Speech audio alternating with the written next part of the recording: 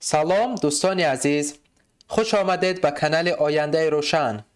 امروز ما با شما از فعل زنت که به معنای دانستن می باشد در یک چند جمله ضروری استفاده خواهیم برد. با ما همراه باشید.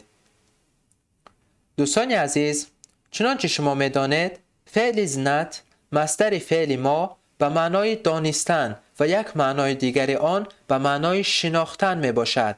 و اگر ما بخواهیم از کلمه خود استفاده برده یک جمله سازیم به معنای من میدانم یا اینکه من میشناسم، چگونه ما باید این کار را کنیم؟ دوستان عزیز، ما در اول فعل خود جانشین یا که به معنای من می باشد گذاشته و آخر فعل خود را به یو تبدیل می دهیم. اکنون این را با هم می بینیم. یا знаю. ما در اول فعل خود جانشین یا که به معنای من می باشد گذاشتیم و جانشین یا آخر فعل ما را به یو تبدیل داد. یا знаю که به معنای من میدانم یا اینکه به معنای من میشناسم می باشد. و اگر ما بخواهیم که جمله خود را کم دیگرگون کنیم به معنای من میدانم تو را یا اینکه من میشناسم تو را، چگونه ما باید این کار را کنیم؟ اکنون با هم این را میبینیم. Я знаю тебя.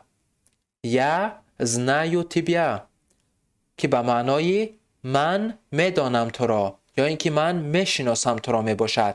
ما فقط در آخر جمله خود کلمه تبیا که به معنای تو را می باشد اضافه کردیم. من میدانم تو را یا اینکه در بعضی جاها من میشناسم تو را. و اگر ما بخواهیم از کلمه های خود استفاده برده و یک جمله دیگر سازیم به معنای من تو را تمام عمر میشناسم یا اینکه من تو را تمام عمر میدانم، چنانچه ما در زندگی در روزمره از این جمله استفاده میبریم که من تمام عمر تو را میشناسم، یعنی من میدانم تو چگونه انسان هستی. و چگونه ما باید جمله خود را تغییر دهیم تا جمله ما به معنای من تو را تمام عمر میشناسم شود. اکنون ما این را در یک فیلم کوتاه با شما تماشا کرده و دوباره برمیگردیم. Я знаю тебя всю жизнь. Я знаю тебя всю жизнь. Я знаю тебя всю жизнь. دوستان عزیز، جمله‌ای که ما در فیلم شنیدیم این بود که Я знаю тебя всю жизнь. Я знаю тебя всю жизнь. جمله‌ای که ما داشتیم این بود که من میشناسم تو را یا اینکه من میدانم تو را. Я знаю тебя.